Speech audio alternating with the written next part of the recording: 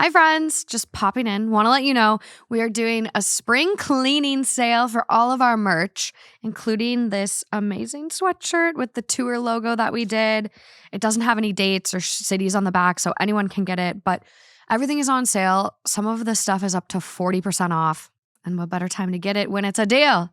So head on over, link will be in the description. Otherwise, it's shop.twohottakes.com. Bye, enjoy the episode. Okay.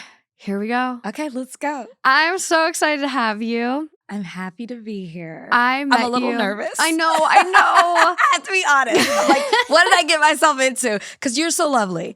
And I was like, I want to podcast with you. I want to do your thing. I'm like so excited to be a part of it. I was telling people that I was doing 2 Hot Takes and they were like, oh my gosh, you're about to have so much fun. And I'm like, okay, good. Am I? I'm more nervous at what I'm going to say. Like you feel like your takes might be a little too hot. Maybe. Yeah. I could see that. Because the theme I have for you today is like getting into the tea. Like give me that piping hot tea. Okay. But I think you are well qualified and I'm so excited to have you, which let me introduce my guest formally for you guys. Hi, welcome back to another episode of 2 Hot Takes. I'm your host, Morgan. And today I have the amazing, wonderful, beautiful, so fucking smart. Aww. I'm blown away by you. I really am. But this is Rachel Lindsay. Hi, guys. Happy to be here.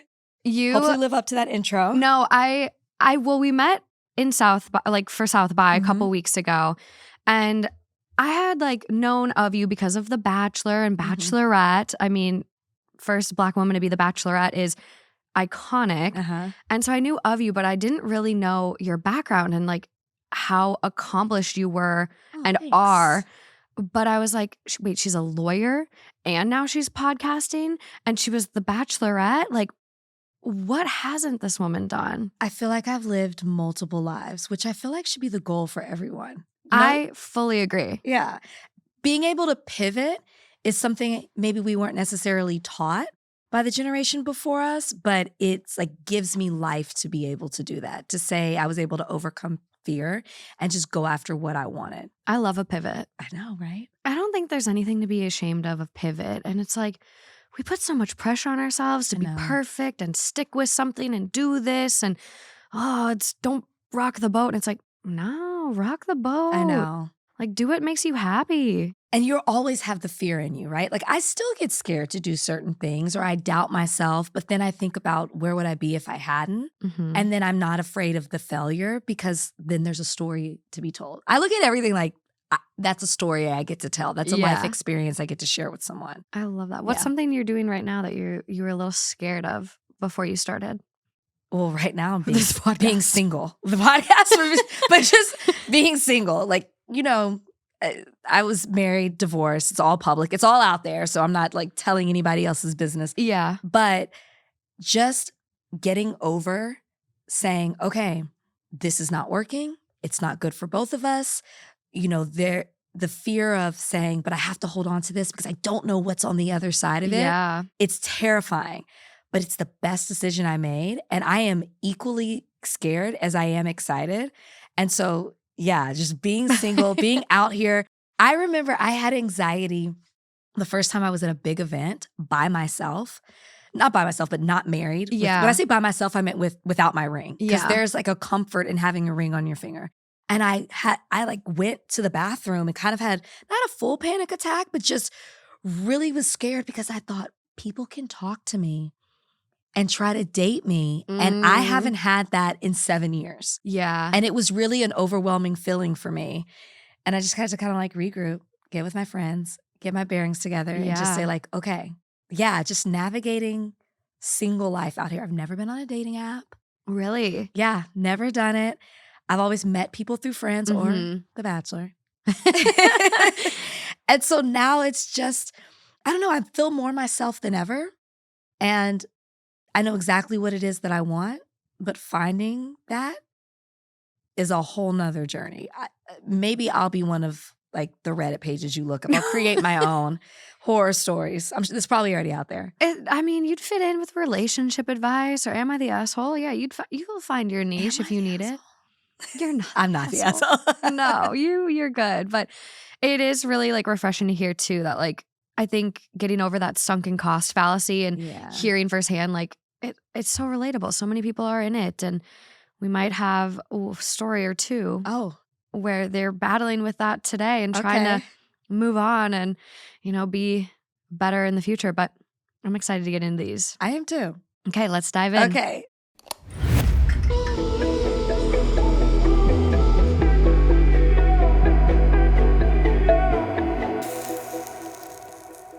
Okay, this first one, it's coming from our very own Two Hot Takes subreddit, titled, "My boyfriend cheated on me with his ex for closure. Now he's sure that he wants me. I don't know if I can forgive him." So here's the situation. My boyfriend, 26 male, cheated on me, 23 female, with his ex while we were in a long-distance relationship for 4 months. His ex was someone he was in a very serious 4-year relationship with, but they broke up 2 years ago. When I confronted him, he told me he met her because he never got closure and wanted to resolve past issues. According to him, he did it for us so that he could fully commit to me without regrets or doubts about what his life would have been like with her. But while having this deep closure conversation, she kissed him.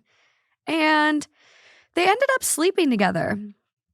He says he felt horrible afterwards, like he couldn't even look at himself in the mirror because everything he stood for was shattered in that moment. Now, he swears he's 100% sure he wants me and wants to love me more than anything. He's blocked her and says she's dead to him. And here's the thing. Part of me believes him. I don't think he would ever do it again, but I trusted him with everything, and he still did this, knowing full well what it would do to me.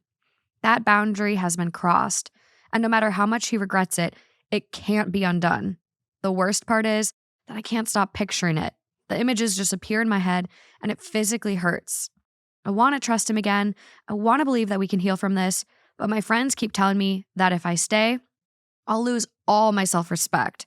And the truth is, I've struggled with low self-esteem and low self-love in the past. Ironically, my boyfriend has always encouraged me to love myself, to put myself first, to prioritize my friends and family. He's been the one pushing me to grow. And I feel like if I leave, I'm not only going to lose him, but I'll have to figure out how to rebuild myself alone. What would you do if you were me? First off, I want to say I'm so sorry that happened to you. Have you been cheated on before? Oh, yeah. Yeah. I've been cheated on before more than once.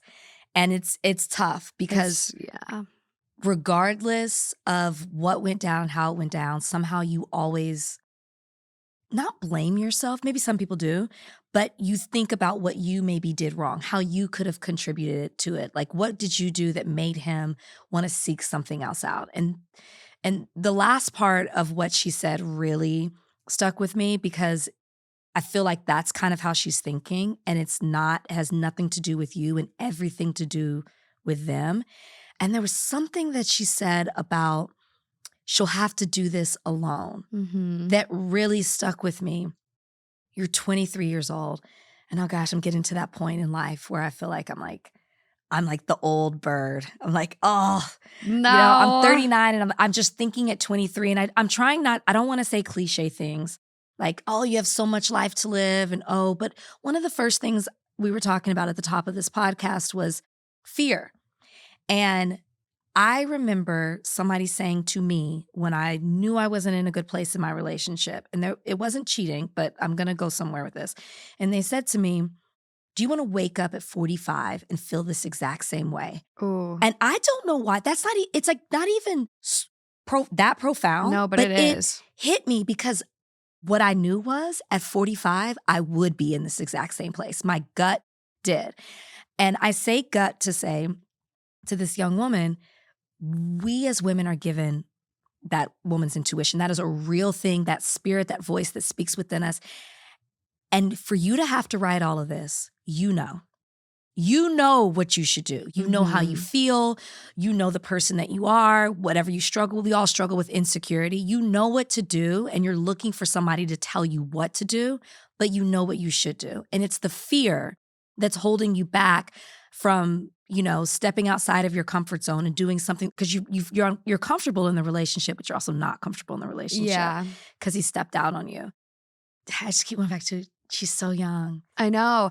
And there's so much place I can remember being that age. Like I'm 31 now, and it's like I remember when I was in college dating who I thought I would marry, and all of a sudden I'm getting broken up with, and he's got another girlfriend in Canada that he's had the whole time. And like I remember just being like, that's my person. What the fuck? Like my mom was giving me terrible advice. My mom was like, why don't you get on a plane to go to Canada and see if you can fix it? And I'm like, why do I have to fix it? Like he fucked up, but I do remember just feeling like, well, fuck, like it's over. Like the world is ending. Like it feels so big, so heavy. Yeah. And you don't really see a way forward. But the thing is, like, I also think at 23, I didn't really know who I was. And like she's saying like he's pushing me to be strong, and he's pushing me to prioritize friends and all this stuff. Like I don't want to build myself alone. But you really don't need him. Like you can do it alone. And not necessarily alone either, because you have friends, you have family. Right. You're going to have all these other experiences that will build you over time. But like, I feel like I finally, even now at 31, I'm like, okay, I mostly feel like I know who I am. But there's still parts where I'm like, oh, I'm a little too big of a people pleaser. Like, I got to work on that. Like, we never truly stop working on ourselves and growing. Yeah. And if you do stop, then like, in my opinion, that's kind of a problem. Yeah. Yeah. So don't be scared of that. For sure. And to say that you're alone and you don't want to do it without him, then now your happiness is dependent on him. And you want to get to a place where you mentioned it, you have family, you have friends. Community is so key in moments like this. And not necessarily that you listen to all this advice and you do what they tell you, but just to use them as a support system. And you talked about it being heavy. It is so heavy right now, but you just have to take it day by day. You don't have to figure it out. I think we're both people, you and me, Morgan, that are like, we want to figure everything out and know and want to be 10 steps ahead. And I think that that's innately within us as well as women. But I was reading this book called Lighter, Young Pueblo, which really helped me through the divorce. And it wasn't even about just relationships. It's just about mindset. And one of the things is, and I would say this to myself as a mantra every day, don't look at the past, because it'll hold you back. Because in this situation, you're going to romanticize what he was prior to you finding out this information. Then Young Pueblo says, and I'm paraphrasing, but don't look at the future because it will give you anxiety. You're trying to figure it all out, the if, ands, whats, what if I do this? You have no idea. You don't know. You can't even predict this boyfriend's, actions. You don't know what he's going to do, if he may do it again or not. And Young Pueblo says, every day, stay present and take things day by day, one day at a time. Every day you get stronger and you figure it out. And that's really all you can do. And you will be shocked if you keep that mindset of how you'll feel different in a week and then a month and then years and then on and on. I'm not saying once a cheater, always a cheater. I do not believe that. I am not saying that people don't change. But in this situation, there is some kind of hold with the ex that she has on him. And I don't remember in what context, but you said he told, the one who wrote the post that he was doing this for them. Was the conversation the closure or was the sex the closure? Because I didn't quite get that. Yeah, I'd love to know which part he found closure. Yeah. Like you had to fuck someone one last time to like, okay, yeah, I do like my girlfriend. Yeah. It's interesting, and like I get having a conversation, but the minute she leaned in and kissed you, like you should have got up and left. It didn't need to turn into sex then. Yeah. That's I'm not about it. I think you gotta move on. Yeah, we won't tell you what to do, but it shouldn't be this hard. No. It shouldn't be this hard. You will have hard days, but this is not how you don't want this to be the foundation of your relationship. No. Top comment on this one. Give him closure from your potential relationship. Bye. At 23, I definitely would have been vindictive. Yeah. At 23, I definitely would have been like, let's see how you take it. Or just lie and say you did. How about that if you know you're going to end it? I would be curious if she said, you know what, I thought about what you said and it really made me think about my ex. And if I need to finish some things out and see what's there. And so guarantee you it won't be the same reaction. No. We have no comments on this one, no updates. So we'll have to see if they hear this and let us know what happened. Ugh, you deserve better. He doesn't deserve you. Okay, this next one. Also coming from our very own Two Hot Takes subreddit, 5 days old, titled, Am I wrong for finding the comments some people have made about my engagement ring insulting? So I just recently got engaged on Valentine's Day this year. I was so happy about it and absolutely loved the ring my fiance had custom made for me. For a little backstory, I was born in October and I've always loved opals. In my opinion, I think they are more beautiful than diamonds because each one is very unique, especially if they aren't lab grown. My fiance knows this and handpicked the most beautiful opal stone for my ring. Then had someone custom make the setting and band for it based on what he thought suited me. Since getting my ring, I've made posts about it on social media. After showing it to some of my work colleagues, friends, and family members, some have made comments that just don't sit right with me. They would say, quote, I wasn't sure about it, but seeing it in person makes it look a lot better, or something similar. Now, I know some people might not like how untraditional my ring is, but I know that even if I didn't personally like someone's engagement ring, I wouldn't tell them that. I'd just say it fits their personality or something like that. Am I wrong for feeling upset? Okay, wrong isn't the word that I would use.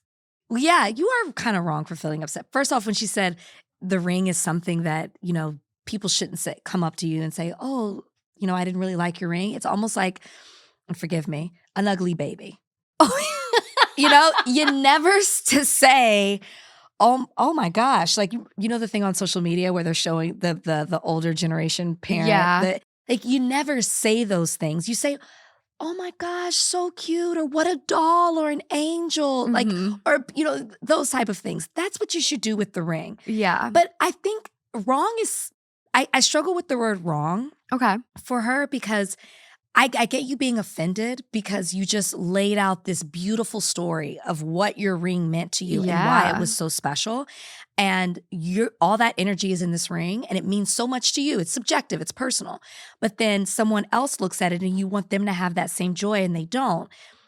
It's kind of like, who cares? And I don't mean to be harsh. But who cares? Who cares? You love it. Yeah. You love it. That's the bottom line. Are you wearing the ring so you can get compliments from everyone else? Or are you wearing the ring because the love of your life put something beautiful together based on who you are and your experience, and that is a symbol of love? Yeah.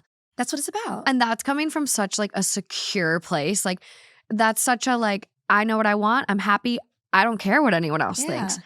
And I love that. And I myself, I'm like, okay, I need to embrace that more in like some areas of my life.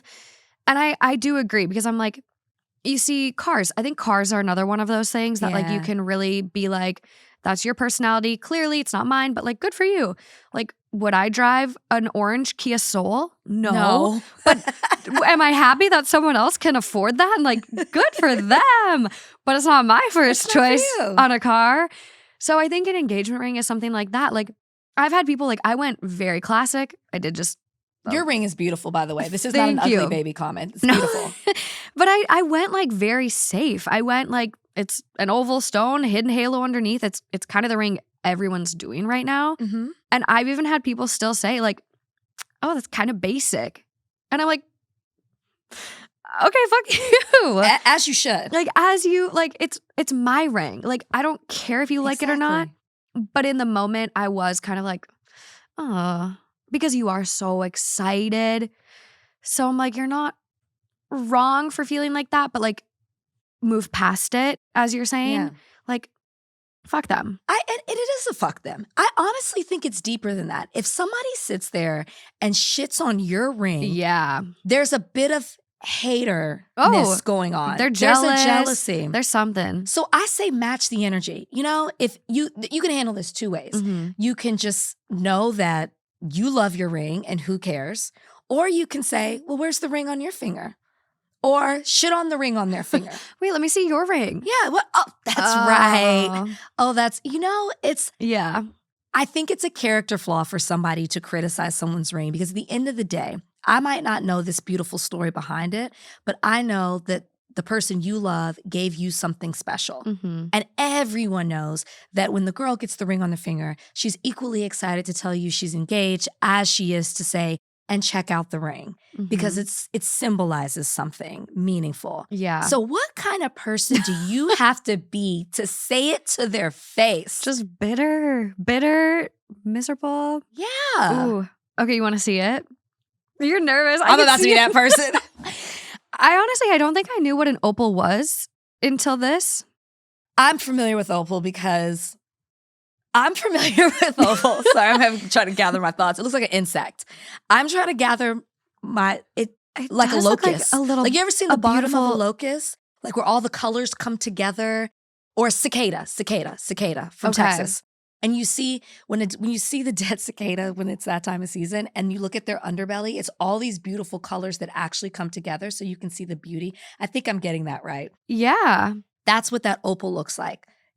Do you see that? I do see the shape now. It's almost, I was envisioning too, like this June bug or like a scarab, which like some cultures, they're very meaningful, those little scarabs and whatever. But yeah, our differences are what make us like things exciting and interesting. If everybody was walking around doing the same thing, this isn't Stepford Wives. You know what I mean? That, yes. I love that you have something. You know what that is? That's a conversation piece, because people are going to look at that and they're not going to assume it's an engagement ring. And they're going to ask you about it. And then what do you get to do? You get to tell a beautiful story. I love that. Yeah. I love that. I'm not normally this positive, but I am on this one. You go, girl. I like it. I'm in the boat of like, to each their own. And I think hearing Stepford Wives, that's like the best way to put it. Like if everyone had this round oval engagement ring, like I got, like, where's the uniqueness? Where's the beauty? If it's all the same and just it's the same. Exactly. It becomes oatmeal. If everyone has the same, it's just like it's oatmeal. It's like it's meh. It's meh. I hate oatmeal too. I know. I never wanted an engagement ring, so that's probably why I'm so opinionated on this too. Yeah. But of course, I went on The Bachelor, and inside scoop, when you're around like week 5, they're like, so what do you want your engagement ring to look like? Oh, wow. And you haven't thought about it. You're like, I'm trying to navigate all these men. I'm trying to figure out who I have feelings for. What's the next date? I'm exhausted. How many weeks are there? For me, they've shortened it now. It is short, like 6-7 weeks, if that. I was 10 weeks when I did it. Still not a long time, but that 3 weeks is a huge difference. That's when things start to get really serious. That's a lot, yeah. But they ask you, and you're like, I have no idea. Because again, I'm the girl who never knew what she wanted her ring to look like. I always wanted a stack of bands. So yellow, pink. I love that. Just like, but all pave or like a solid gold. That's how I wanted the change up to be. And so I said that, and they laughed at me. They were like, this is The Bachelor. You got to pick a stone. It's, that's signature ring that everyone has. Yeah. Yeah. So I picked the pear-shaped diamond. Okay. And they told me to get a halo around it because it'll make it look even bigger. So there was no meaning behind my ring other than the person I loved gave it to me. Yeah. So that's something. So that's why I'm kind of like, girl, you have a beautiful story to tell. You won. Like, that is something that some people didn't get because the decision was kind of made for them. Yeah. And that does happen. I feel like not everybody gets the option to choose their ring. And that man listened to what you wanted and built something beautiful on it. Does he have a brother, a cousin, or a friend? Send him Rachel's way. Oh my gosh. No, I agree. And I'm really excited for you. Congratulations on your engagement. And this is all good because there's so many people that write into Reddit and are like, my fiance got me a ring and I hate it. What do I do? Yeah. And it's like, those people feel like they can't even have conversations with someone they're supposed to marry. I can't imagine. And explain, hey, I just want to get something a little more me. Yeah. You have a partner that fully curated a ring for you and is everything you wanted and more. So let the comments roll off your back. Also, what you said is so important. Men who are listening and in a serious relationship, please consult with the best friend, a sibling. Find her or Pinterest the board. woman herself. Yeah, herself. Like, Don't go rogue. Don't go rogue. Oh, there's so many rings out there. And like, don't go rogue. Get what she's going to love or what they're going to love, because it's a big thing. And like for a lot of people, it's the only ring they'll have. Yeah. Okay, moving on to this next one. This is coming from Am I the Asshole? It is 14 days old, titled, Am I the asshole for refusing to help my best friend with her wedding because she didn't make me a bridesmaid? I mean, you're a friend, right? So maybe asshole's too strong of a word, but I think if you're a friend at the end of the day. Okay. You're not a friend because of what they give you or can do for you or a title or anything like that. So if my friend didn't ask me to be a bridesmaid, first off, have you been a bridesmaid?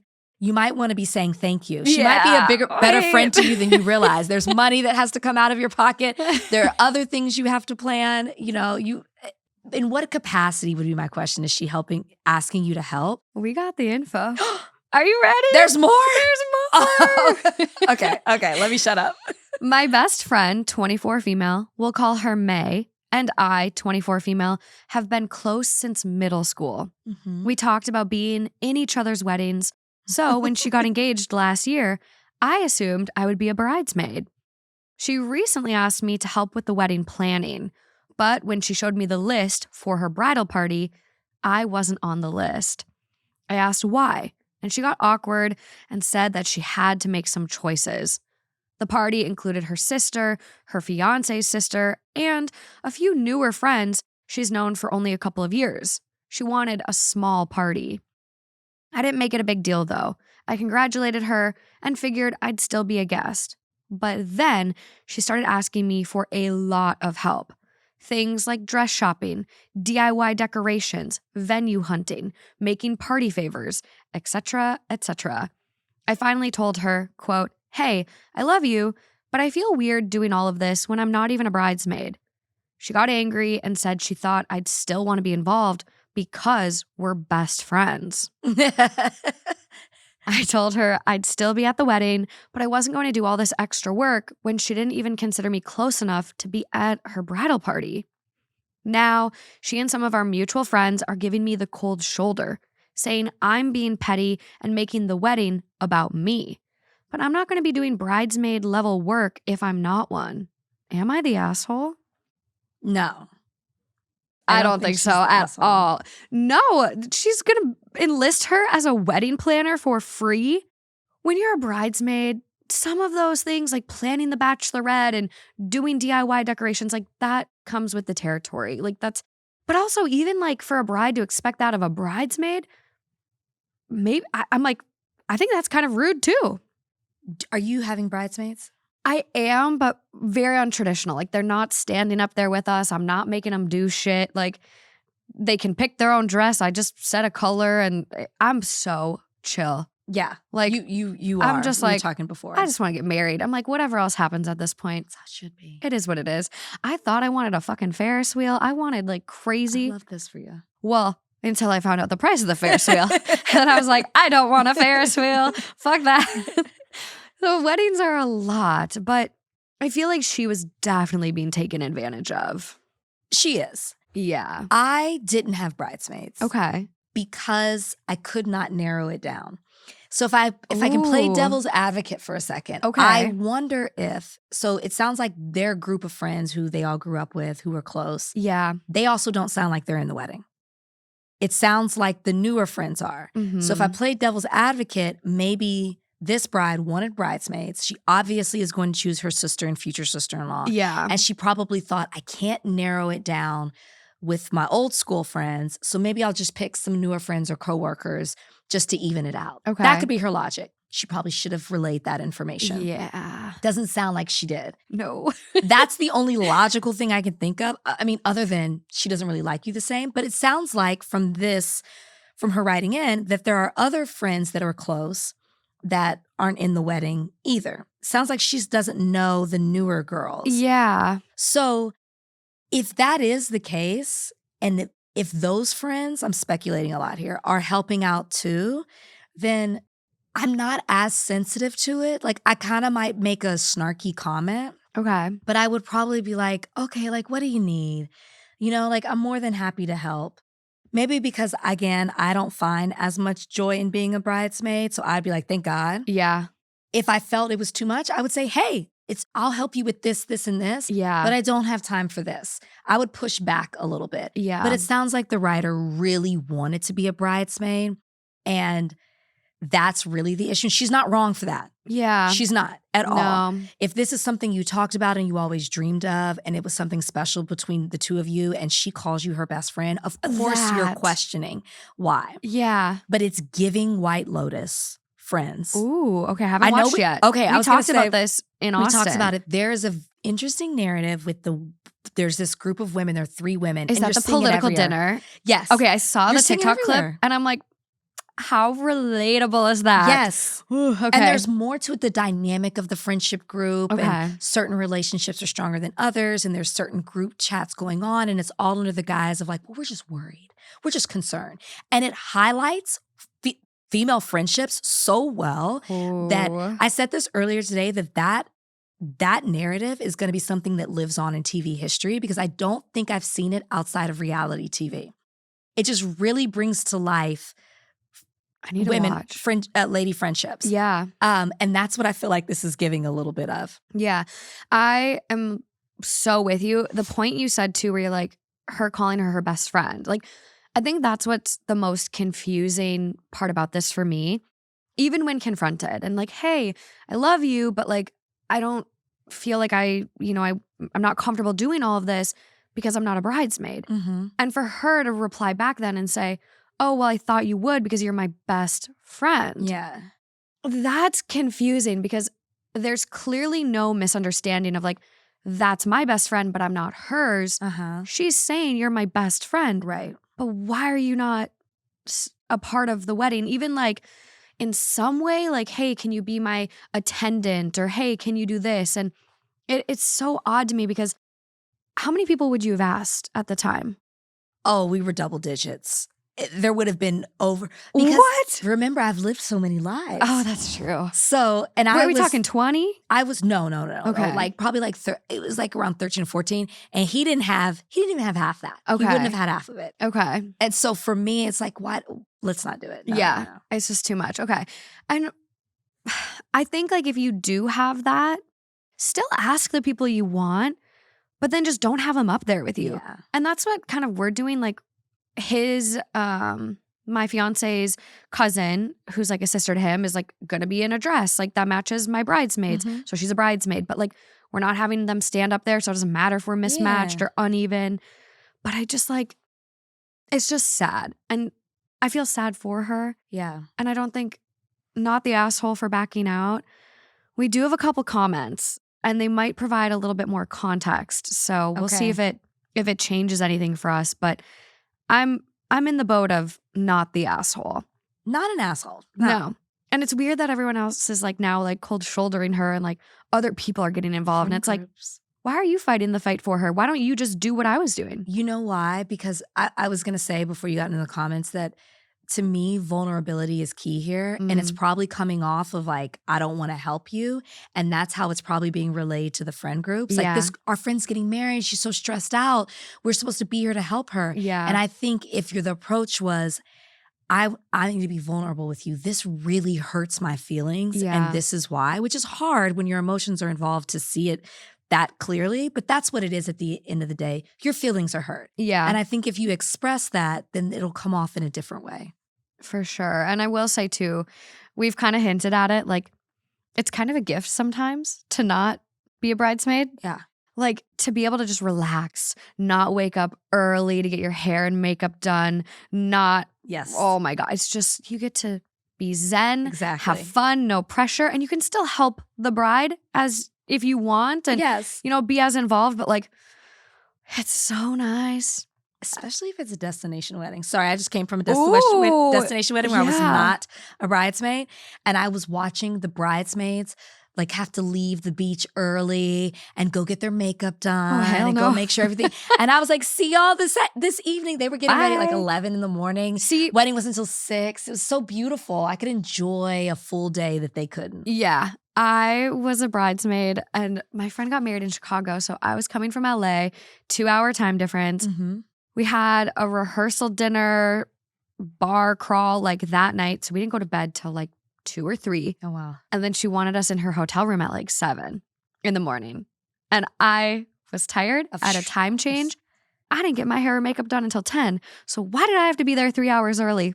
For emotional support and to sip a mimosa. That's what it is. No. Emotional support. Exactly. No. I love all you. part of your duties. I love you, but let's let Morgan sleep a little bit more. And then I'll be more fun overall. But being a bridesmaid is a job. You just it is a tough said it. It's a job. It's a tough gig. It's a really tough gig. So some comments here. Not the asshole. Your gut is right here, OP. These are all of the hallmark tasks of a best friend and bridesmaid.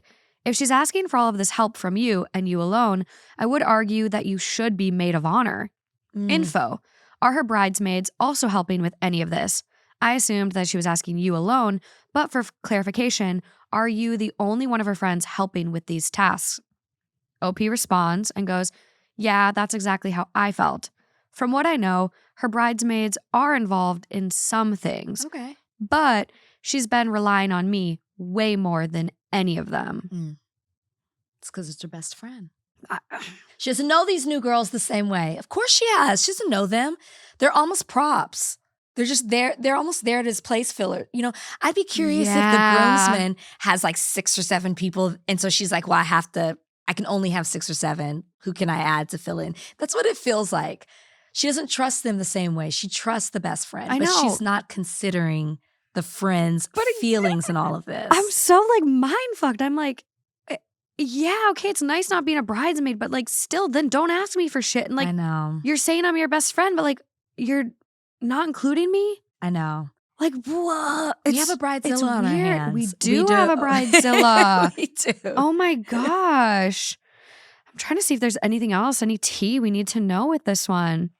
Most of her bridesmaids do live nearby, so it's not like I was the only local option. Okay. She just seemed to expect me to be her go-to person. Before the wedding stuff, we were pretty close. We didn't hang out constantly, but we talked regularly and made time for each other. That's why this whole situation felt weird. She called me her best friend, but didn't include me, yet expected me to do all this extra work.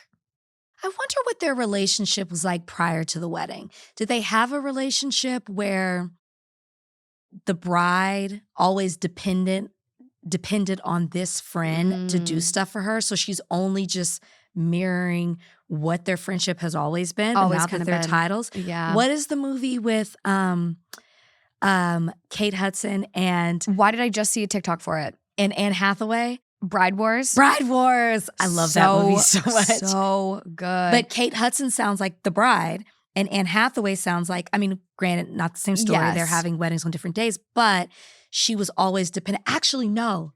Are you thinking of Something Borrowed? Well, I was going to say that too, but Something Borrowed with Kate Hudson and Jennifer, I can't think of her last Oh my gosh, yes. her last name. But yes, she always depended on Jennifer. Yeah. Oh, Kate Hudson always plays the same roles, doesn't she? Kate Hudson, man. She likes those bridal difficult friend bride. drama. Difficult friend, yeah. But she took advantage of the friendship they had. For sure. For different reasons. But I wonder, I would say, to OP, if she's listening, maybe it's a time to examine the nature of your friendship. Yeah, 100%. And the bride, not to excuse, you are not the asshole. She is not being fair and considerate of you. But I wonder if this has always been your dynamic.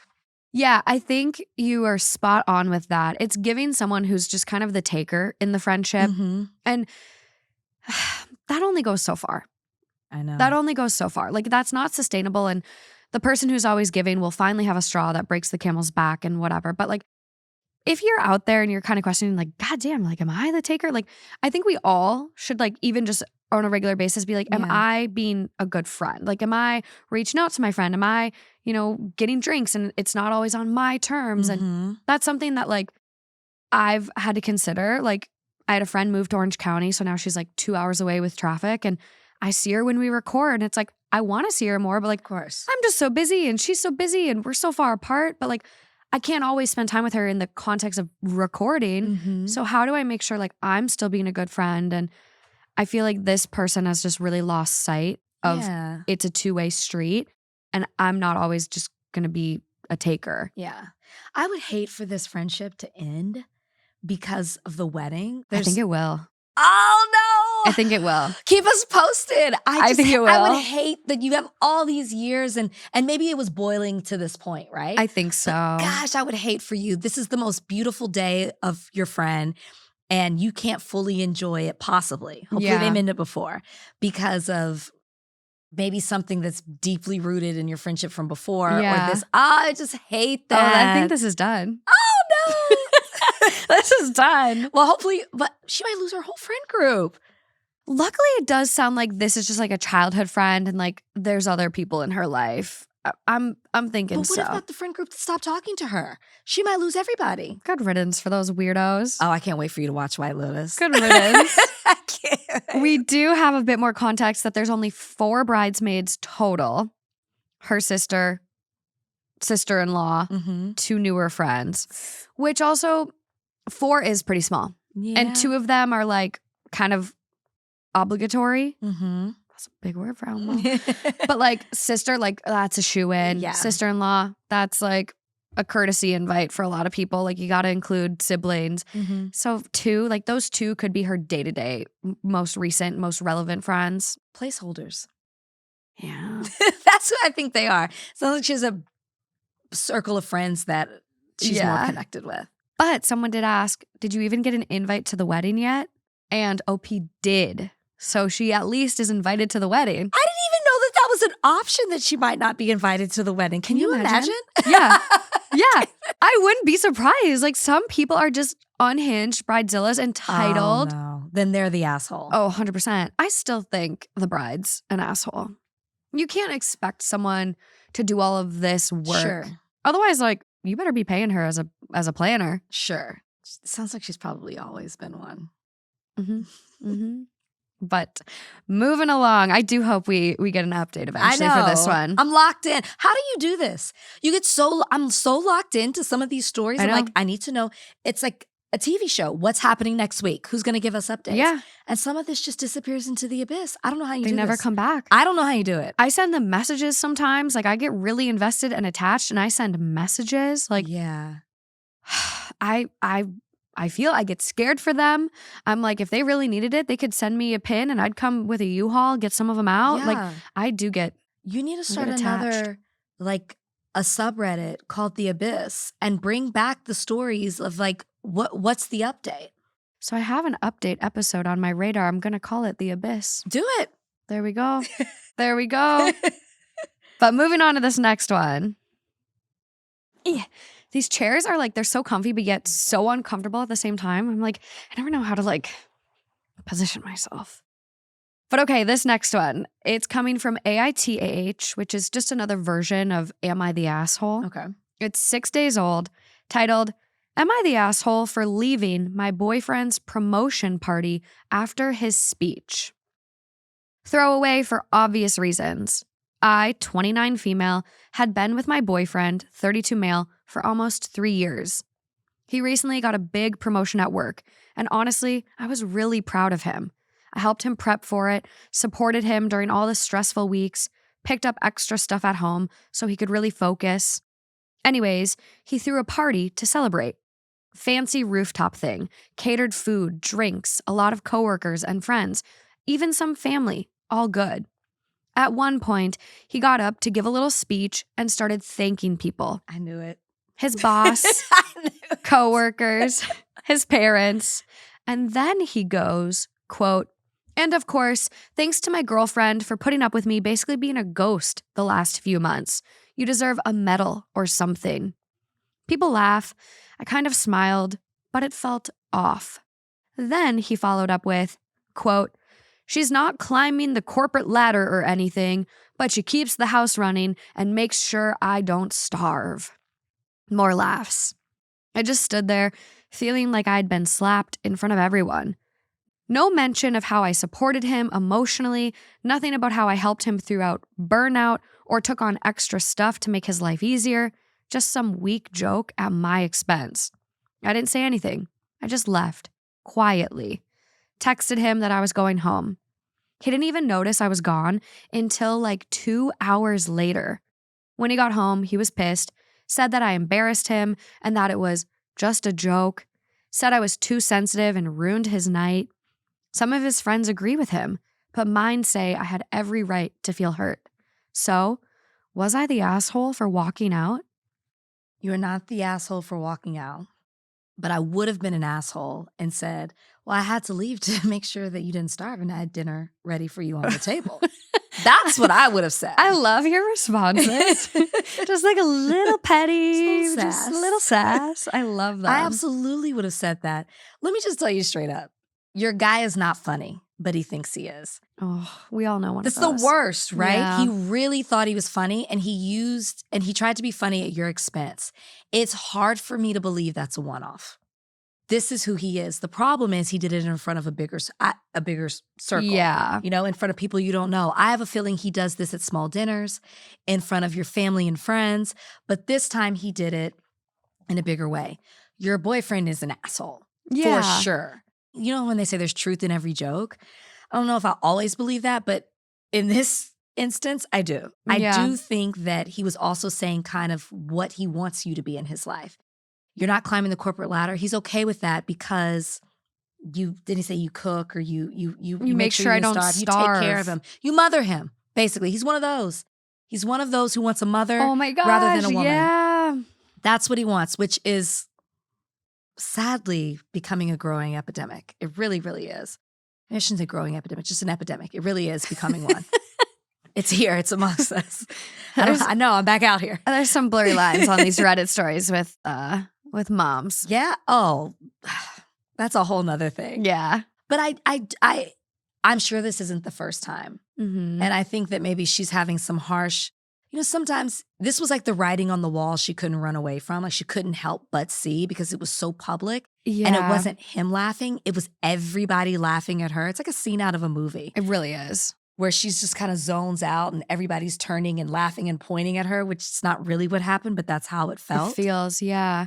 And it's like he's thanking her, but also in a way that feels so condescending. Mhm. So like, hey, remember your place. I'm the breadwinner. Yeah. Thanks for keeping food on the table. Yeah. Like it's there's a word that it's backhanded, but it's like patronizing. Yeah. Oh, no, Where patronizing. Yeah, totally. It's just like so Yeah. pointed. Yeah. And it's like all you had to do was say thank you. Yeah. You didn't need all this extra stuff. And like, well, she's not climbing the corporate ladder.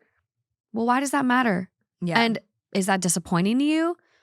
Because the way you're implying, you kind of are insinuating that I'm lacking in Mhm. some way. Mm-hmm. I'm just keeping food on the table. Mm-hmm. This is someone that doesn't view you as an equal. For sure. And there's no mention of kids. Mhm. There's no mention of, OP working, but like maybe she's not climbing the corporate ladder, but maybe she still has a job and maybe not. Yeah. Maybe she is Yeah. staying at home and is a homemaker. And I would say like if he's giving these red flags now, I think it's only going to be worse when or if you have a kid. This is someone who doesn't look at stay-at-home moms as like a job.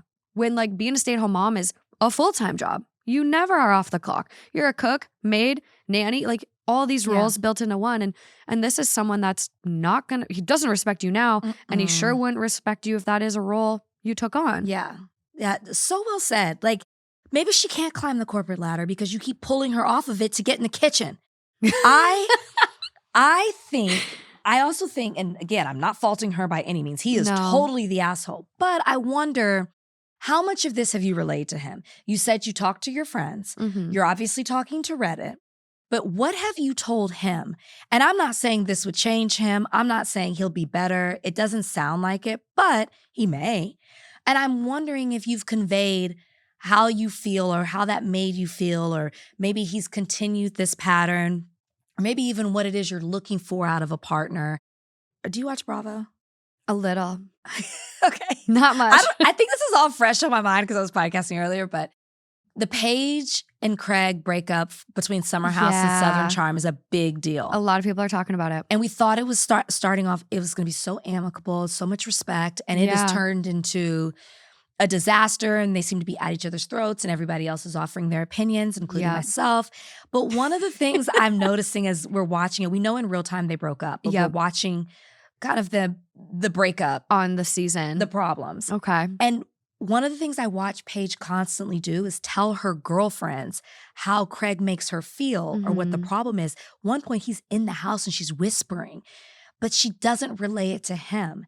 And I don't think he would change. He is who he is, but he's not even privy to how you're feeling, at least for what we're watching. And I think we do that. We do. That's a really good point. We'll run to our girls, we'll run to our moms or somebody else we trust, and we try to kind of get advice or feel things out or maybe work it out through them and then never say anything so we can go back and just like not ruffle any feathers. Because as women, we protect, we fix.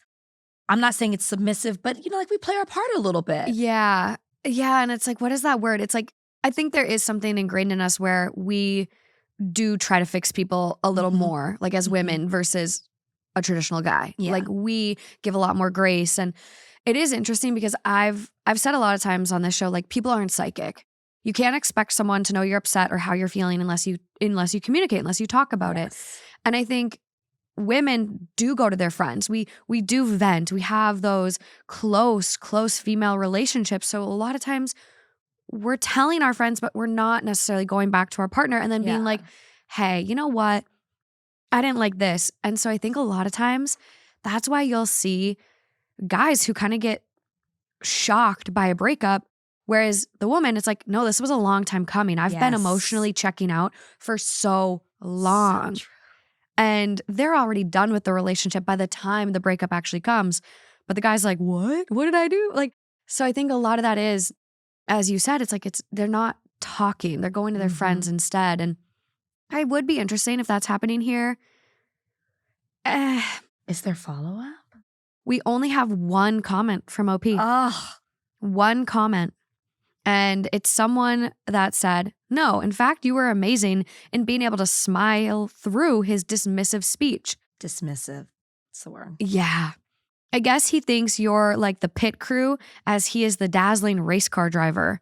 I'm not sure what you could do to get him to recognize your contribution, not the asshole. And the only comment we have is this. Yeah, it was honestly really hard to keep it together in that moment. I didn't want to say anything and ruin the night, but it hurt way more than he realizes. Thanks for understanding. Because I don't think they're and again, I'm not faulting her. No, it's hard. It's really hard to just like, hey, I didn't like that. My feelings were hurt because like you don't want to seem silly. You don't want to seem like you're childish for getting your feelings hurt over something so small or I don't know, goofy. Yeah. But like you can communicate that. You can. And then their response is also very telling. It's very telling. It's everything. I do a lot of therapy. And my therapist, I feel like I grew up kind of like, don't cry. It's a sign of weakness. Be strong. And so I was very much just like would brush my feelings under the rug until I started therapy 10 years ago. And I realized I had a lot of work to do. But even most recently, my therapist was talking about weakness and vulnerability and like, when you are open with someone and you share how you feel, it's not a sign of weakness. There's more power in being vulnerable because then their response to you will tell you everything that you need to know. Yeah. And it might not be what you want to hear. And sometimes we aren't because we're afraid of, back to one of the other OPs, where we were saying like, the answer, what you should do. Sometimes we don't want to hear that. But being vulnerable with someone really is powerful. And it's still something that I work on. And that's what I would encourage, this OP, because I fear that this guy is only going to recognize her worth when she leaves or if she left. I completely agree. Yeah. I'd be curious to know how long they've been together. I know. I want so many more details. I want way more tea. Also, stop doing so much for him, okay? She's doing way too much. When she was going down the laundry list of all the things she helped, I mean, did he get the promotion or did you get the promotion? It's hard to decipher. Yeah, I definitely think he's too comfortable. He doesn't value her. And it's just one of those things where it'll be interesting to see how it plays out. But I mean, definitely worth a shot telling him how you feel and Yeah. hopefully shifting his mindset, hopefully getting an apology. When she's not emotional, like, right? Take a beat. Yeah. It's hard. Tell him. It's so hard. It's No, so it's hard. Oh my gosh. And it's like, it's so easy to snap, especially when you're overwhelmed or feeling bad. Like I'm like feeling really guilty about it now because I'm like, we rented like a digger from Home Depot this weekend and we're doing like dirt work at our house. And I'm trying to like back up like our like truck in this trailer. And I'm like, it's not working. I'm turning the wheel. It's not going the direction. And like my fiance's like, it's not working. I'm like, you're not helping me. And I felt so bad in the moment, but he said something years ago when I was like, oh, I don't like fighting with you. And it was something he said that really shifted my brain. And it's like, it's okay to fight. Like, it's actually probably good to fight because if you never fight, you're not growing. You're not realizing how to communicate with each other when you have problems. Like, fighting isn't necessarily bad. Yeah. And so hopefully That's how you fight. Exactly. Don't fight mean. Like, be understanding. Try to see the other person's side. Wait, 2 things. Yeah. Is he an earth sign? My boyfriend. Mm-hmm. Fiance. God, I still do that. He is August 20th. So he's a Leo, but he's not He's a Leo Virgo. He's cuss. And he was born early. So he doesn't really give Leo. He's Virgo. I called it earth sign. Okay. There's something solid and steady about what you just said. Love that for you. Okay, An earth sign man. Second thing, you really are do it yourself. Yeah, you rented a digger. Yeah. I would be Googling somebody to come. I love that. I wish I had more of that in me. Well, I do have regrets. Like DIY on the dirt, sure. But then we're putting in a fence and you got to dig down like you do 2 feet and like level the fence so your fence posts aren't up and down. And I've done a we're fence hitting before. roots. We're like getting stuck in all of these like things. And I'm like, I did not call before I dug. So now I'm like nervous I'm going to hit a thing. But yeah, Texas, you've put up a fence. My dad grew up on a farm in South Texas. Yeah. And so back in the summers, we'd spend our summers in South Texas. And I was the one, I have 2 sisters. I was the sister that wanted to like help out. So I would help them like build fences and stuff like that. Yeah. Dude, I'm over it. I am too now. I'm over it. We got an auger. I was like, oh, we're going to get our own auger. And nope. I'm like, I should have hired this out. What was I thinking? I'm like 2 days of I respect work. it. Thank you. I'm impressed. I really am impressed. Thank you. I've only got 5 fence posts in after 2 days, so I'm feeling like I don't have a lot to show for all my hard work, but it'll come together and my horses will thank me eventually. But yeah, I'm gonna need an update on this one, OP, if you're out there. I wanna see how he does. Also, is it normal to throw a party for yourself after promotion? Did he throw it or did they throw it for him? He threw it. It depends. I mean, everyone should celebrate their success. Yeah. I mean, usually people throw it for you, but if it's something he's been working towards, if it's a huge promotion, I mean, it does fall in line with this guy's mentality, like who he seems to be. Yeah. But I'm not mad at it. Okay. I'm also always looking for a reason to party, so you're sure, down. let's celebrate this. You're down. Let's go. Okay, moving along. Okay, as we know, your dog mom. Yes. Would you ever eat out of your dog's bowl? Eat what? Food. Like their food or my food? Your food out of their bowl. Would you ever share a dish? Is it clean? It could have been in the dishwasher, yeah. Oh, yeah. Well, if it's clean, why not? Okay. This next one's going to be good for them. This is coming from Am I the Asshole? It is 5 days old, titled, Am I the Asshole? Wife put my food in the dog bowl. I get home from work and my wife has made dinner. We usually split this responsibility, though I enjoy making food. She told me in advance that it was stew. I get home after telling her I was happy that she had handled the food, as I arrive usually around 4:50 to 5 p.m. She tells me that the stew she made tasted okay and shows me my portion. It was in our dog's bowl. I didn't even notice at first, but when I did, I asked, is that the dog's bowl? She said yes, and that it had been in the dishwasher. I was taken aback and stood in the kitchen for a bit. She then offered her own bowl of stew to eat, but she had already eaten from it. I feel as though it wouldn't have been hard to quickly wash a bowl that we had, as opposed to giving me the one that our dog eats from.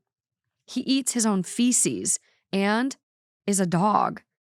She was upset when I told her I wasn't going to eat it.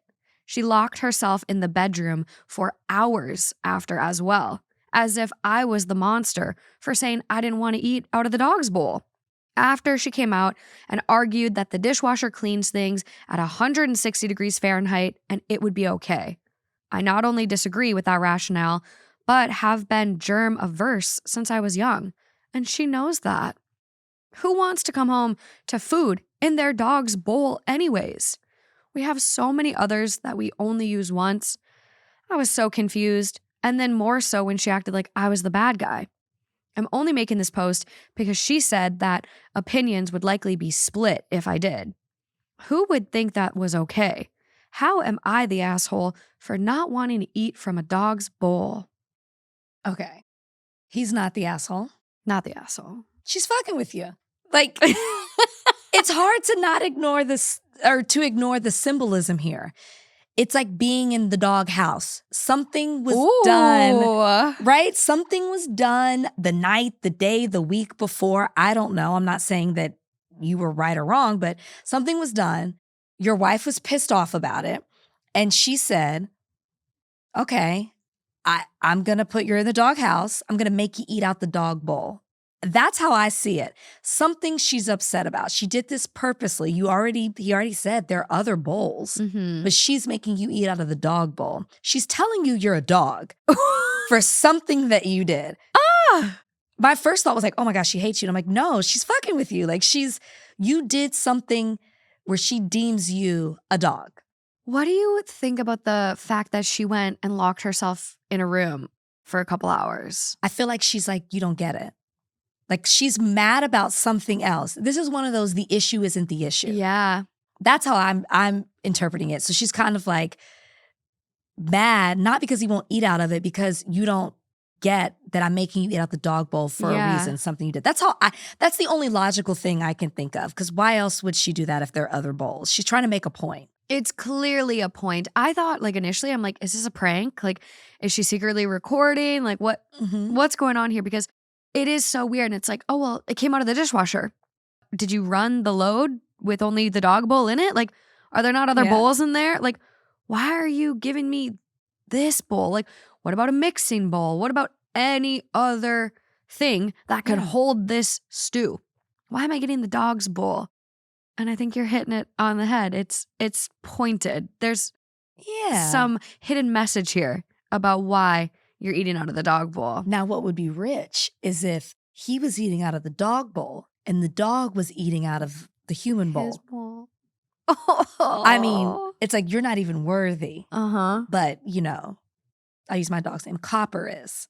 You know, she's clearly, and he doesn't get it. And I'm not saying she's right. We just mentioned earlier, it's okay to fight. It's about how you fight. This isn't the way. No. This isn't productive. It brings up other things. He's focusing as here, he's focusing on the what rather than the why. And the why is something deeper, which she's not communicating with him or being vulnerable enough to let him know what the issue is. She's more so. And she's shaming you even more. Now you've gone to Reddit and you've put it out there that she tried to feed you out of a dog bowl. Like that is inhumane in some ways. I would have a problem with it. Like, I don't know why. And I think it's just like obviously a mental thing, but I wouldn't want to eat out of a dog bowl. Now I wouldn't want to. But if there was nothing else left and I had to, like, I guess. I wouldn't want to. To be clear, because I know what I said earlier. To be clear, I would not want to. No, I wouldn't either. I'm like, there's little scratches in there. And like, what if there's some bacteria still left in the scratch? Oh. This probably is. I'm like, even a cutting board. Sometimes cutting boards are like the grossest thing in your kitchen. That's true. That's true. I got food poisoning, and ever since then, I'm real scared of everything in the kitchen. Was it from the cutting board? I think it was from an unwashed carrot. Yeah. I didn't even know you could get it from carrots. Yeah, I bought this like fancy bag of like heirloom mixed colored carrots, and it was in like a bag, and they were I don't know, I thought they were washed. Like they looked so good. I thought they were washed. Yeah. So me and my fiance ate this same exact thing. That's the only thing I ate that was different. One unwashed carrot. I know. It's scary out here. Do you grow your own food? No. That's next for you. Okay, I am going to do a raised See? garden bed. I'm actually shocked. You don't. You are queen, do it yourself. And I wish I need more of that. That's why I'm like, You come over. We'll let you take care of the ponies a little. We'll have some wine. It'll be good. Teach me a thing or two. Where do you think the opinions on this one are going to fall? The woman's the asshole. We have a lot of you're the assholes. The woman? Him. How? So someone goes, dude, I just realized she wasn't mad because you didn't want to eat out of the dog's human bowl. She was mad because you were refusing the meal she made entirely. You refused one dish because you refused to accept that it was properly sanitized. And then you refused the other, her dish, because you won't swap germs with your wife. You're the asshole. Okay. Guys, it was stew. I just want to start there. Yeah. It was stew. I'm not a big stew eater. But the guy's acting like she made, I don't know, like a T-bone steak with all it was this 5-course meal or something like that. It's stew. It's stew. He's not an asshole. That's not what makes him an asshole, or I would say. I don't agree with that one. Mm-mm. Top comment though, which maybe is the voice of reason. No assholes here. Controversial take, apparently. But the fact she offered to switch shows she wasn't sending you a message or intentionally treating you disgustingly. She just didn't get it. Now she knows. Do I find it odd that she served your food in the dog bowl? Yes. Do I find it odd you didn't switch when she offered? Yes. Will I call either of you an asshole for it? Nope. Just talk it through and move on. I think that she offered to switch because she knew he wouldn't. Oh, my jaw just dropped, you guys. So I'm looking at the comments here. OP? OP's wife comments on the post. That a girl. What is she? That a girl. That's the energy I like. What does she say? Oh my gosh. OP's wife here. To clarify something hotly debated in the comments, this is a human bowl. Hastily bought because when we moved, I realized we'd left our pet dishes. Last weekend, we were able to bring over a lot more of our stuff, including the original dog bowl, the classic shiny silver kind. And I thought, great, now we have 2 extra human bowls.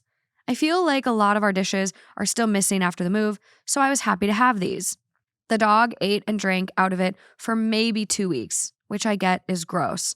I washed them both by hand before putting them in the dishwasher. In my mind, this made them clean. After making the stew, we had 1 clean bowl in the cabinet and 1 that had just finished in the dishwasher, the dog bowl. I gave my husband the dog bowl because after dishing out the stew, that bowl had received the largest portion, and he expressed that he was hungry. After he questioned me about the dog bowl, I realized that yes, he may object to eating out of it, so I offered him the bowl that was in the cabinet. I had eaten 1 bite. I know he struggles with eating after people, but he has regularly drank or eaten after me, so I thought it would be fine. On our first date 7 years ago, he offered me a sip of his beer because it was unique. Before the move, we lived near a craft brewery and would often swap sips of different beers there. For these reasons, I thought he was okay with eating and drinking after me. She is doing, there's still more, but the thoughtfulness here. I don't believe her. You don't believe her? Don't believe her at all. Oh, now I'm he's being dramatic. I think she's manipulative. Oh, see, when I first read this, I'm oh, that's silver, that classic stainless steel silver dog bowl. I wouldn't want to eat out of that, but it was a human bowl. It was a human bowl. It takes the type of person to read all the comments and then decide that she's going to respond. Okay, let's see what else. Oh my gosh. She's manipulative. We work roughly the same amount of hours, but I get off work about 2 hours earlier than him and had spent those 2 hours making this stew so it was ready the moment he got home. I was hurt he refused to eat it, even after I offered to eat from the dog bowl. I didn't feel like he approached the conversation very kindly and felt like my efforts were ignored. To address one commenter, no, this is not a fetish thing, LOL. I genuinely felt like the bowl was clean and was not trying to insult my husband. Unrelated, but I am flabbergasted by my husband's claim in the comments that he does dishes 65% of the time. 65 is a really specific number. I definitely didn't catch that percentage. It was in a comment throughout the post to someone, but OP has since deleted his account. So I can't go look and see if there's any comments from OP because OP felt a little embarrassed, I think, after wifey came in. Of course. Let me tell you who's running things over there. The wife. That she is manipulative. It is a character trait for the actions that she took and to make sure that she wasn't looked at in the bad light. Okay. You can't convince me that it's hard. I know it was a human bowl, but Yeah. if the dog has been eating out of this bowl for 2 weeks and you clearly associate that bowl with that dog. Yeah. She knew. It is hard for me to fathom that she didn't consider, let's just say what she's saying is true, that she didn't think, he might feel a certain way about eating out that bowl. It just escaped your mind. Yeah. I think it was purposeful for whatever her reason may be. It's so interesting. Maybe because as she pointed out, I can't believe he said he does dishes 65% of the time. She clearly doesn't think he does dishes that much.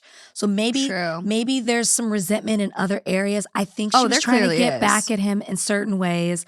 Now he put all this information out here, made her look bad or tried to make her look bad. I mean, this is the Am I the Asshole subreddit. Yeah. Someone's got to look bad. Yeah. Most times. And so she's pissed. So I just think that she knew what she was doing.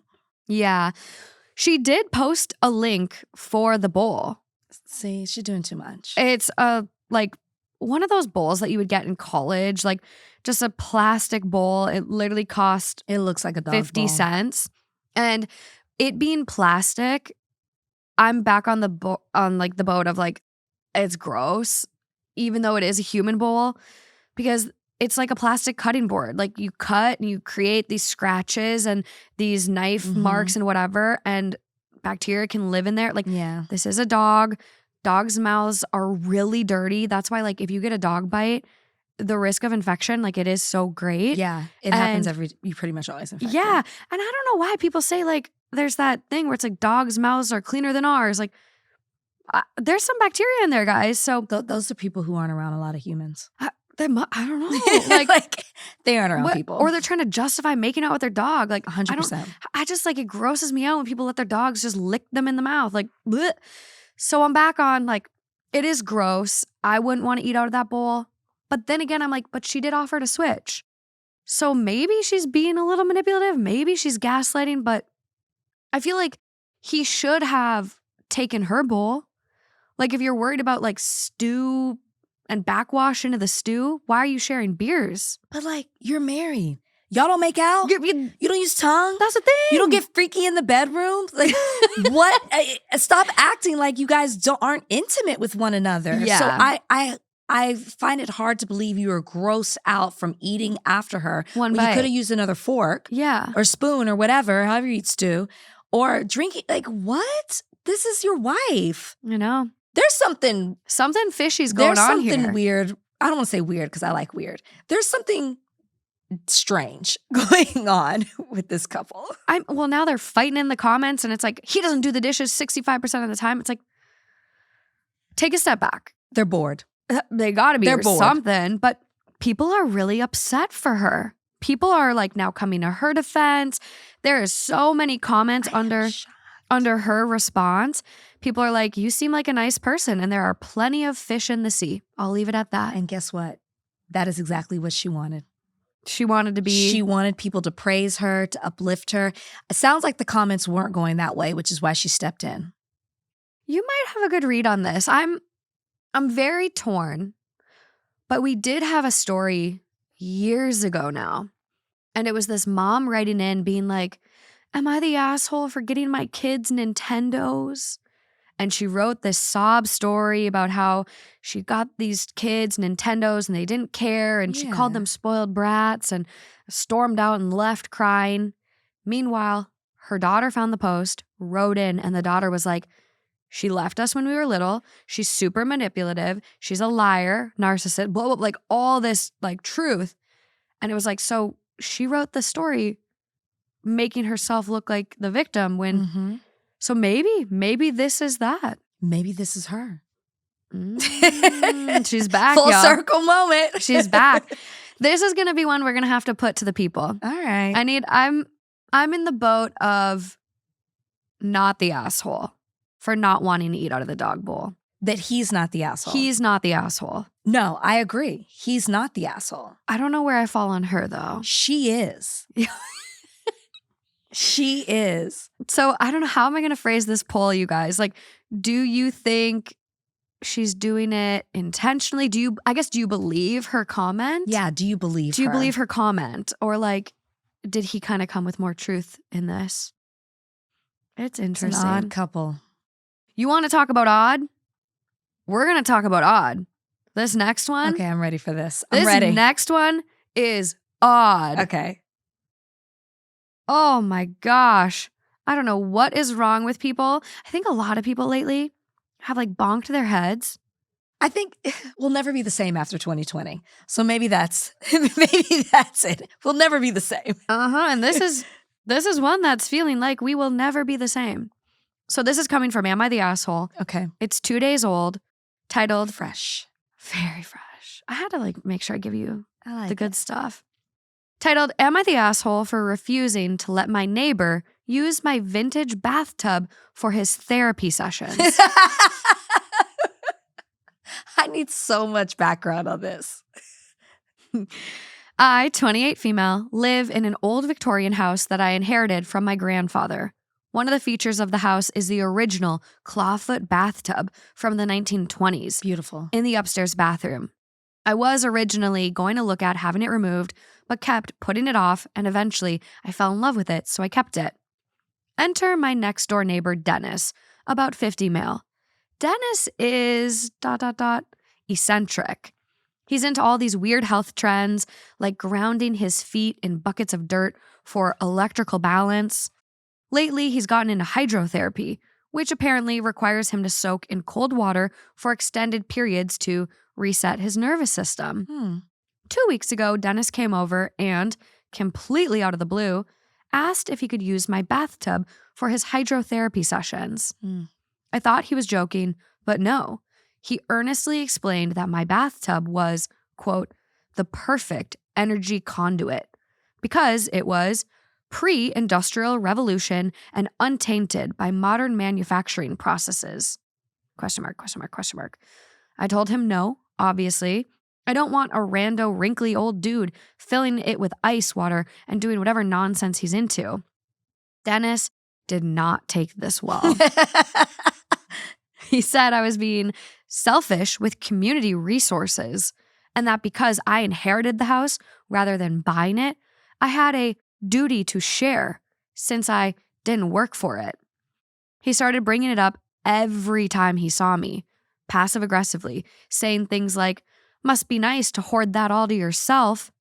Then somehow this got out to the neighborhood Facebook group, who loves drama. And now half the street thinks I'm the villain for gatekeeping my own bathtub. The cherry on top is Dennis conveniently claims that his shower stopped working too, so he doesn't have a place to even clean himself. Not like this was a favorite pastime of his to begin with, respectfully. I was trying to just avoid Dennis as much as I could and ignore the few comments from my neighbors until I ran into one of my neighbors while I was going for a walk Saturday evening. I don't really know her, but we chatted briefly and somehow the issue came up. I was expecting some sympathy for the absurdity of this all, but this woman proceeds to tear into me, like literal verbal assault, and by the end of it, asking me why I was being so stupid and selfish, that I have multiple bathrooms in the house and couldn't even spare it to help this old man's health. This morning, I found a literal gift-wrapped bar of soap in my mailbox. There was no note or anything, but I assume this was her and an insanely passive-aggressive, petty way of telling me to shove it. I do not want this man soaking in my tub. I do not care about his nervous system reset. But now, I feel like I'm losing my mind because everyone around me is acting like I'm some sort of selfish monster. I get that some of the people in my neighborhood aren't keen on me living here, but I live by myself and work and go to school all day, and I'm genuinely starting to worry that I'm going to come home someday to find Dennis reclining in my tub. Am I the asshole? No. You are absolutely not the... I don't know where she lives, the Twilight Zone. I've never heard of anything like this. Dennis the Menace. Okay. Dennis the Literally Menace. Dennis the Menace. He's a freak. He's a freak. Yeah. And I think he wants to get off, and I'm sorry, there's just no other way of putting it, by being in that tub. No, whoever diagnosed him with whatever, or whatever therapy was told that he should have to heal him, or maybe it's self-diagnosed, I'm not sure.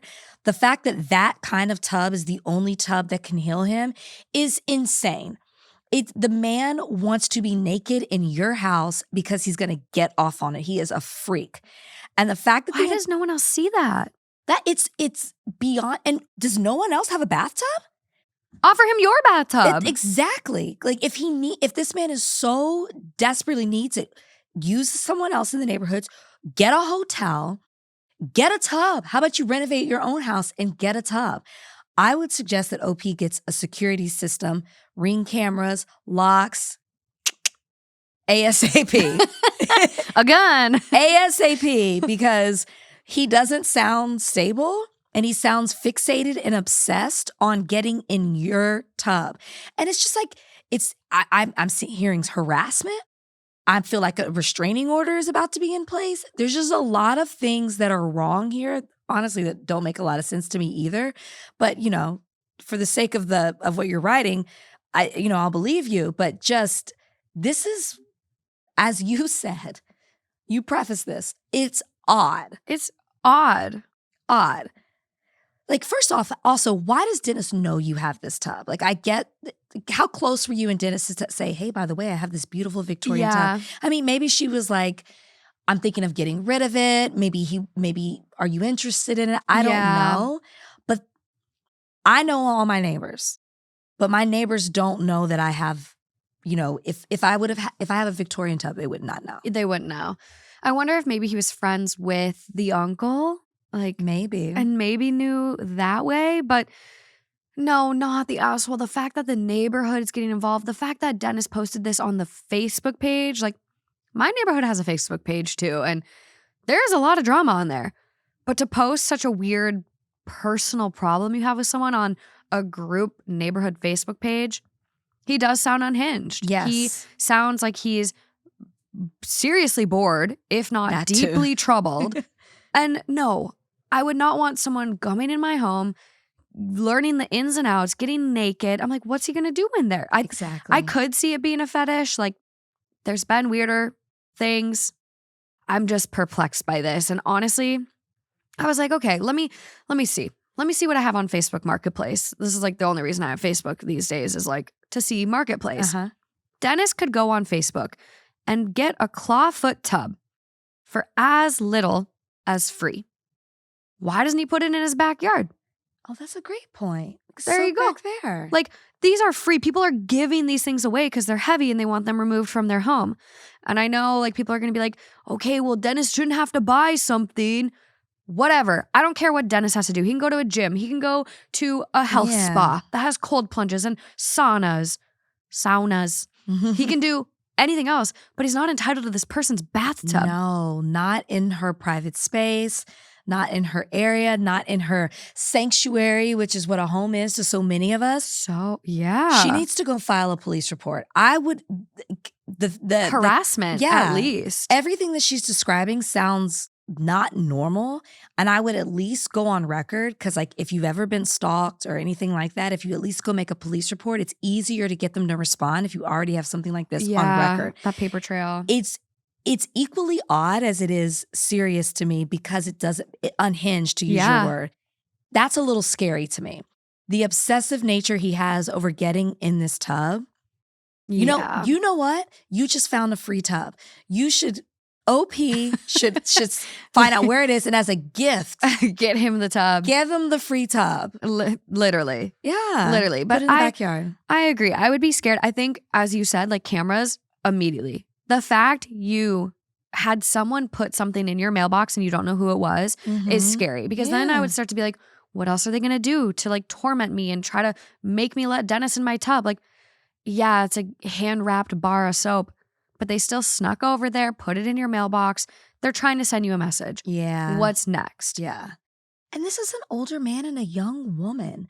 You would think that the neighborhood would want to look out for her, or just, again, this is like a scene. This is the It's beginning of a scary insane. movie. This is a script for some horror film. It is really The scary. Victorian tub. I don't remember what it was Victorian actually tub. called, but like Dennis and the Victorian tub. Sounds like a Nancy Drew case. But like it's there's something there. It's just so Yeah. Especially with his comments. He's like, you inherited it. It's a community resource. a community. I mean, unless something was going down before she moved in, and it was a community tub at the time. Maybe it was a swinger house. Yes, a bathhouse. You never Maybe know. there's some history tied. Dennis clearly has some sort of connection with this tub. And we don't know what it is. There might be a whole history. Maybe he was born in that tub. Yeah, There's a we have water no birth. idea. Water birth went down. He's It trying to might get be back to his deeper. roots. Well, guess what? We have an update. No. We find out a Does little this more happen? Wait, which one? on the tub. We got an I update. thought like it was like a live up. Wait, did it just happen? It was posted a day ago. Okay. Okay. We got to bring you back more. This is good energy. Update. I want to say thank you all for your support. I was overwhelmed with 1,000 Reddit notifications this morning and literally cried from relief scrolling through all of your comments before I got out of bed. Which I will just say, top comment on it. We all know, like, not the asshole. Yeah. The top comment on the post is, it's a common thing to say for these subs, but you got to go right ahead and thank everyone for judging you for their unspoken offer to let dirty-ass Dennis use their bathroom for his needs. Obviously, they care so greatly about this. They're fine with letting him do whatever he likes in their homes. Not the asshole. Mhm. Community resource, laughing my ass off. Some people have an overwhelming amount of audacity. that part. Yeah, okay. Now back to the update, actually. Some helpful details. To clarify the neighborhood situation, it's a very small, older community that is fairly isolated from the surrounding area. Everyone has all lived here forever, and everyone is very toxic and set in their ways.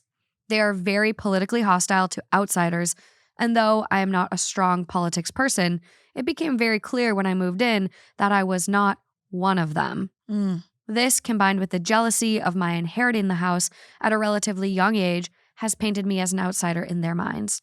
This is the first actual issue I've had. But there have been mild microaggressions towards me in the past. Nothing serious, just a little to irk me that I have largely ignored. To the people saying I use M-dashes too much, deal with it. Also, comments about the age of the tub sound accurate. I'm not a history buff, but that makes sense. And to the people who was offended by me calling Dennis old, I'm sorry. He's probably late 50s, and while that is not super old, it is old enough compared to me to make me feel weird about inviting him into my home as practically a stranger. Yeah. As for moving forward, I don't have the mental and physical capacity to care for a dog in my life right now, especially a big one, and I don't feel comfortable inviting a housemate into my home to live with me.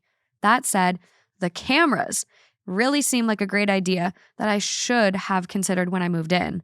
I just didn't see the need for them before. I don't have loads of money to spend on a full security system, but will at least be purchasing a camera for my front door. I am worried about confronting Dennis or escalating things in the Facebook group because I do not want things to get worse or encourage someone to do something stupid. For the time being, I will be actively avoiding him and my neighbors and seeing if anything else happens. I haven't dealt with the police in my town, but have heard that they are not super helpful, so I hesitate to bring this to their attention. I feel like telling them that someone asked to use my bathtub and someone else gave me a bar of soap is not going to be grounds for them to take me seriously. Something that has really worried me in the comments on the original post about Dennis's possible predatory behavior. Mm-hmm.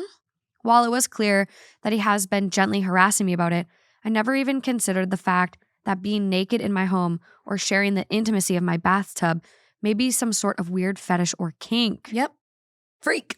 This may be overreacting, but now that I think about it, all the signs check out. The constant pressure and, like, seriously, why wouldn't he just buy his own bathtub? I feel naive and a major ick, and I'm genuinely scared about what he might do if he actually has ill intentions. Any further input is welcome. Go to the cops. Like, after hearing all that, the last part of what she said, go make a police report. I don't care what the reputation is about the police. Go. At least go do it. Try. Put it on record. Make a diary, a log of what is happening day by day. When you have a little bit of money, invest in a security system, whether it's Ring, you can put up some of those cameras by yourself. There's another good one too. I can't think of it. We do the ad on our podcast all the time. I just got a Cove system. It's a Cove. Okay, it's not Cove. Simply Safe. Simply Safe. Simply Safe. Because you can do inside or outside. Yeah. I would do all those things, but I would make a log for sure. Yeah. And then I would look at Airbnb options. Now, she might be in an HOA and they might not be able to, but like I would look at options as to renting out and see if you can find someplace else cheaper. Because clearly the neighborhood's trying to push you out. Yeah. And it's like, should you be forced to leave your home? No. But like, honestly, you said you're kind of tight for money, that even buying cameras is like not that feasible. What if you have such a nice big house that you could rent it out for thousands of dollars every weekend and then get yourself something, until maybe the neighborhood changes over a little bit, because it will. Mm-hmm. And that's an amazing asset to have, but you can't force Dennis to leave. Like you can't force anyone else in this neighborhood to like you. So it's definitely something to consider. I just got a Cove system and I really like this system. I think I paid like $180 and it came with like a panel, window sensors, door sensors. Nice. And then I bought cameras from Eufy because they're solar powered, so they never go out. Oh, that's good. No lines to cut. Like, I'm obsessed. So if anyone wants to chat home security, I am hooked up. Well, yeah. Don't even come to my house. Let them know. I cannot believe that's happened to you 3 times. Everybody should have a security system. I'm so paranoid. I'm so paranoid. Yeah, dogs, police will tell you, dogs are the best thing. I have an alarm system, cameras as well. But yeah, and strapped up. But that is wild. I also say, just a side note, the diary, logging it is necessary for the script. Yeah. For the script, the future horror movie that you're going to write. Yeah. Not because you'll live it in real life, just because we're going to build on it. Mm-hmm. Build that case, baby. Build that case. Okay, one last one for you today. Okay.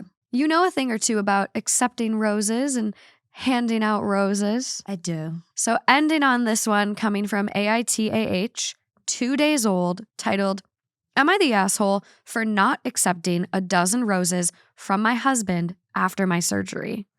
I had to have a lumpectomy on one of my breasts due to cancer.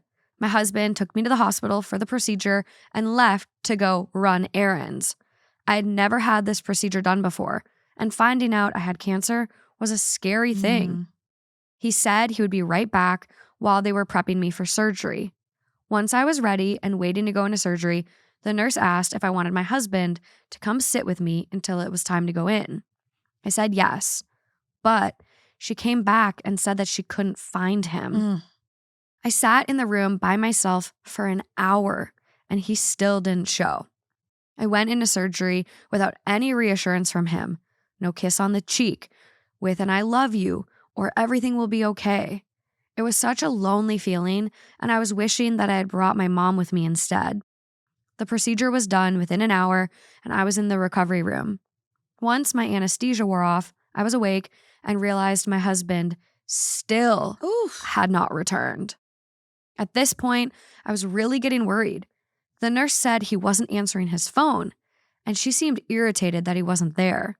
The nurse went on to give me post-surgery directions, which I was only half listening to because I was still kind of out of it, plus with my increasing worry of where the hell my husband was. The nurse comes in after half an hour and says, "Sweetie, we are still trying to call him, but if he doesn't get here soon, you won't be able to leave. There's a big storm coming in, and this wing will be on lockdown until the storm passes." I could feel the tears welling up in my eyes. I just wanted to go home. 10 more minutes go by, and he waltzes in with a dozen roses, like he was the most thoughtful husband ever. When I asked him where he was, he told me he was at the bar because he was hungry for one of those delicious burgers. I told him that I had been waiting alone throughout this whole ordeal and that he should have been there for me. He said he was sorry and held out the roses. I told him he could take the roses and shove it, and that I was never having him come with me during a medical procedure ever again because he sucked. I was getting part of my breast removed while he had a tasty burger and a beer. What the hell? Tears streamed down my face the entire ride home. Was I the asshole for not accepting the roses? No. You shouldn't have accepted the roses. I wouldn't have accepted his ride home. I would have Ubered. I would have locked the doors. I would have been like, you go back to that bar or wherever you were, because I don't even know if I believe that. First off, I hope you're doing okay if you're listening. Second, I can't even imagine what it is to be diagnosed and then to also, you feel very vulnerable. You feel very scared, very alone already as you're going through this journey. But to know you at least have a partner, you're like, okay, well, at least I have a supportive partner. Yeah. And the fact that this man acted as if he took his wife to the dentist, and just went to go allegedly catch a game or whatever he was doing at the bar to get a beer and a drink, obviously. I'm so outraged for her. I'm mind blown at the audacity. The audacity, that's the word again. The audacity that you would be, you should be, first off, I am your partner in life. Yeah. I am going through something major. You have no idea what could happen when this might be the last time you see me. The surgery could go wrong. They might find something. You just never know. And the fact that you weren't here when I left, you weren't here when I got here, it would make me feel like you were waiting for me to go away. Yeah. And if you can't support me through this, if God forbid it gets worse, how do I know that you're going to be by my side and support me through that? Oh my gosh. I love so men, bad. but they are also trash. I'm not going to generalize, but I am. I'm so blown. It's like, there's so many things too, where it's like, okay, you were hungry. Cool. It took you over an hour. Like, there was so much time before surgery prep and like actually going under the knife and like, okay. But he wasn't even answering his phone. Why aren't you answering your phone? Oh, I didn't even catch that. So much so, like, what if something did go wrong and the nurse was calling you to be like, hey, she had a bad reaction to anesthesia and didn't make it. Right. Oh, yeah. God, I guess that burger was more important than my wife. It's such a bad lie. What? It's not true. It's such a bad lie. He was clearly doing so. I would be like, let me smell your breath. What was on the burger? It is Let me smell your breath. bad. Is this divorce worthy for you? It's the beginning of the end for me, for sure. Yeah. It's so layered. There's trust issues with it. You're inconsiderate. It's self-serving. This is somebody going to, well, it's surgery period. If I have my wisdom teeth out, you better be right there by my side. You better be damn near fighting to get into the emergency room with me, asking for updates, what's going on, let alone surgery. What was it with this she had? A lumpectomy. Breast lumpectomy. cancer.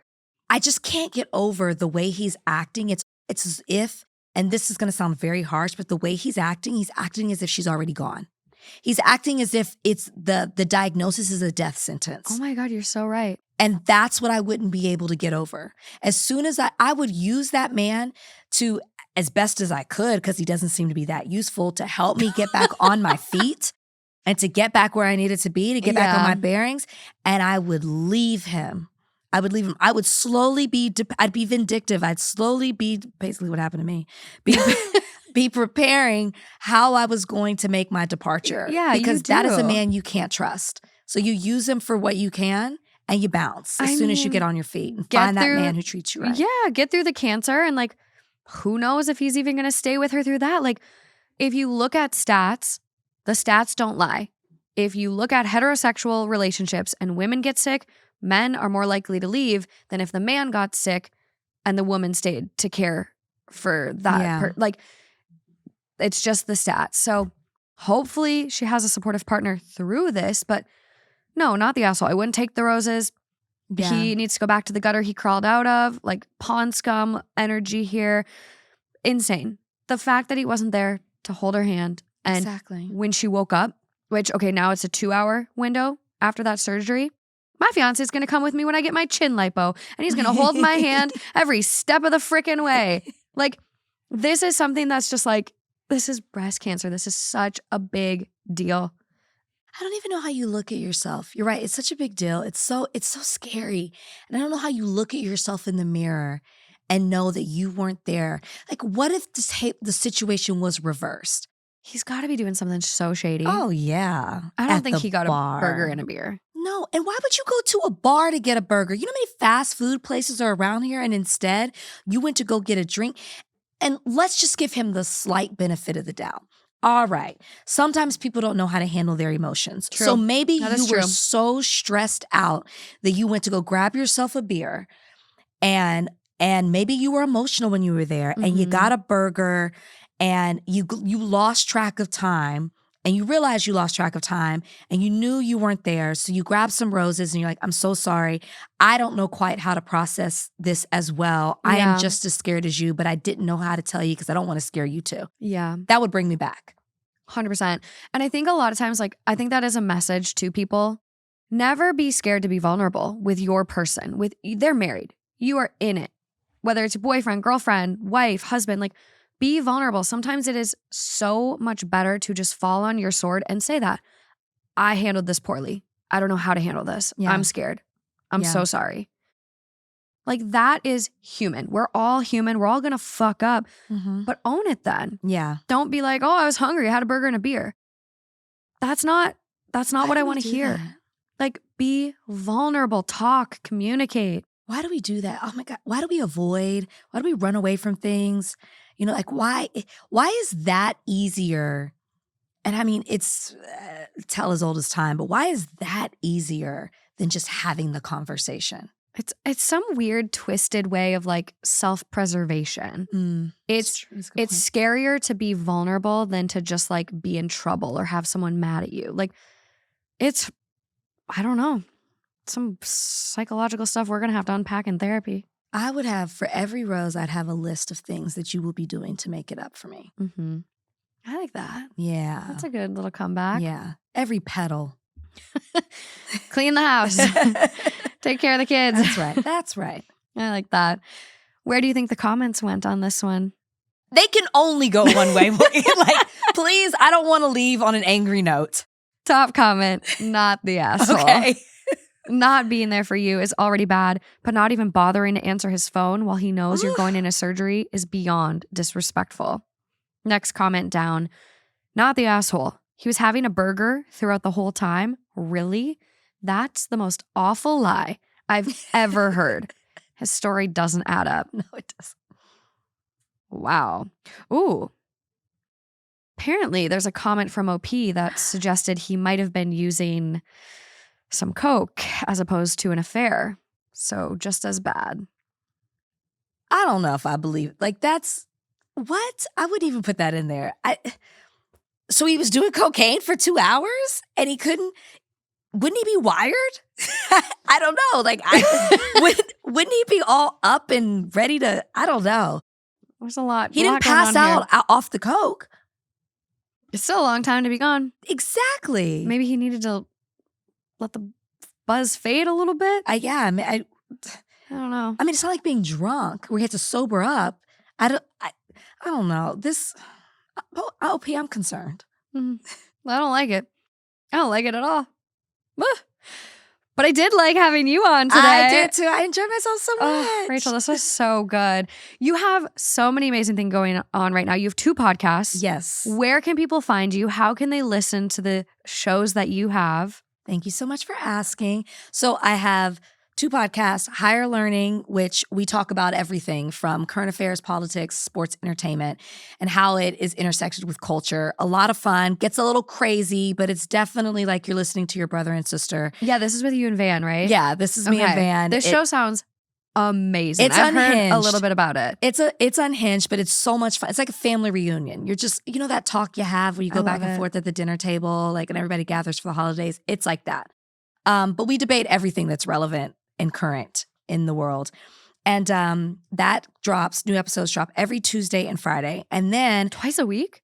Twice a week. Girl. And then for all my Bravo lovers, we do Morally Corrupt, beautifully named after Beverly Hills that. season 1 episode. And the dinner table, all great things happen on a boat or around a dinner table on Housewives shows. And we just started, now we do it twice a week as well. So new episodes drop every Tuesday and Friday. When are you sleeping? When are you doing anything? I'm wired up. But the Tuesday show is all news and Bravo News. And then the Friday show, we recap what's going on Bravo with all the shows. So we do about 3 to 4 shows. So it's a fun time. I love what I do. I'm grateful to do it. And I'm grateful to be here talking with you. This is so fun. My pleasure. Pleasure is all mine. It Hope I didn't was really great. anyone. Hey, it's just a difference of opinions. There we go. It's not what we're saying. It's not fact. It's not end all be all. It's just an opinion. Just an opinion. Just an opinion. Just a hot take. Just a mildly lukewarm, mildly tepid take. It's fine. But thank you so much. Thank you. That's all I got for you guys. We have merch on sale. There's more on Patreon this month. But other than that, until next time, bye.